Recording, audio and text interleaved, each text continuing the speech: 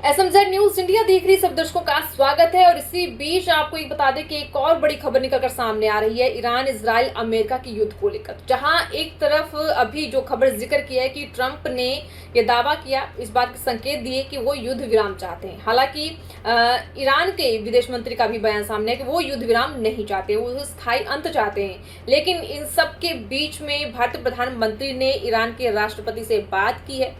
किन किन मुद्दों पर बातचीत हुई है, क्या बात हुई इस जंग को लेकर, उसका पूरा जिक्र करेंगे, विस्तार से बातचीत करेंगे। लेकिन उससे पहले आपको बता दें कि इजराइल जो है वो लगातार ये संकेत दे रहा है। वहां के रक्षा मंत्री का एक बयान आया कि बेशक ट्रंप ने इस बात का संकेत दिया है कि वो युद्ध विराम चाहते हैं, वो अपने सैन्य अभियानों को कम करने की तैयारी में है, लेकिन ईरान के लिए युद्ध जो है और भी ज्यादा कठिन होने वाला है। हमले और भी ज्यादा ईरान के खिलाफ बढ़ सकते हैं, ऐसा इजराइल की तरफ से कहा जा रहा है। और इजराइल ने यह भी कहा कि उनको तो भरोसा है अमेरिका पर कि बिना किसी शर्त के अमेरिका का समर्थन, अमेरिका का सपोर्ट इजराइल को लगातार मिलता रहेगा।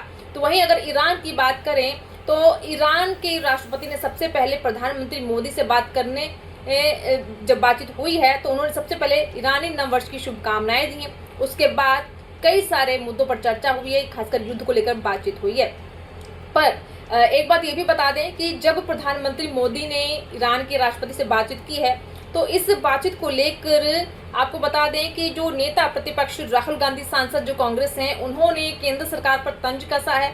और कांग्रेस सांसद शशि थरूर जो है वो तेल संकट को लेकर जिन्होंने सारी पोल खोल के रख दी। तो क्या कुछ कहते हैं, विस्तार से चर्चा करते हैं, खबर पूरी देखकर जाइएगा।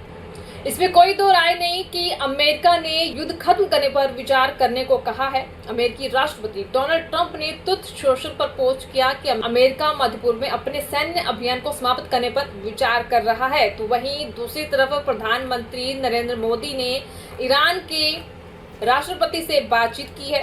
बातचीत में क्या कुछ बातें हुई हैं उस पर भी जिक्र करना बेहद जरूरी है। प्रधानमंत्री नरेंद्र मोदी ने ईरान के राष्ट्रपति मसूद पेजेश्कियान से फोन पर बात की। पीएम मोदी ने बताया कि उन्हें नवरोज और ईद की मुबारकबाद दी। सबसे पहले प्रधानमंत्री ने कहा कि हम उम्मीद जताते हैं कि ये त्योहारी मौसम पश्चिमी एशिया में शांति, स्थिरता और समृद्धि लाए। पीएम ने बताया कि इस दौरान क्षेत्र में महत्वपूर्ण बुनियादी ढांचे पर हुए हमलों की निंदा की जो क्षेत्रीय स्थिरता के लिए खतरा है और वैश्विक आपूर्ति श्रृंखलाओं को बाधित करते हैं। इस दौरान उन्होंने होर्मुज़ स्ट्रेट को खुला रखने और वहां से सुरक्षित जहाजों की आवाजाही का भी मुद्दा उठाया।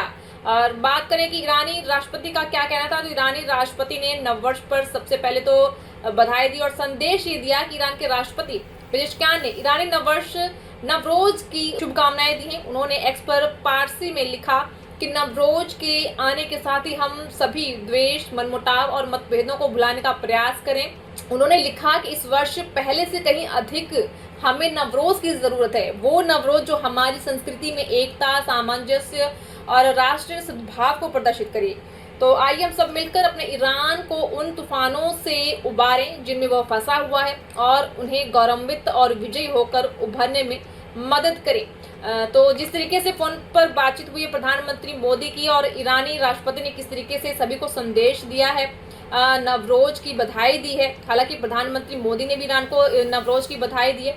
और इसी बीच आपको बता दें कि केंद्र सरकार के ऊपर आपको बता दें कि नेता प्रतिपक्ष राहुल गांधी ने तंज कसा है। राहुल गांधी की तरफ से कहा गया कि ईरान युद्ध को लेकर राहुल गांधी की जो प्रतिक्रिया सामने आई है, उन्होंने एक्स पर पोस्ट किया, कहा कि रुपयों का डॉलर के मुकाबले कमजोर होकर 100 की तरफ बढ़ना, इंडस्ट्रियल फ्यूल की कीमतों में तेज बढ़ोतरी, ये सिर्फ आंकड़े नहीं है, आने वाली महंगाई के साफ संकेत है। तो राहुल गांधी ने आगे ये भी कहा कि सरकार चाहे इसे नॉर्मल बताए लेकिन हकीकत यही है, उत्पादन और ट्रांसपोर्ट महंगे होंगे, एमएसएमईएस को सबसे ज्यादा चोट लगेगी, रोजमर्रा की चीजों के दाम बढ़ जाएंगे, एफआईआई का पैसा और तेजी से बाहर जाएगा जिससे शेयर बाजार पर दबाव बढ़ेगा। यानी हर परिवार की जेब पर इसका सीधा और गहरा असर पड़ना तय है और सिर्फ वक्त की बात है।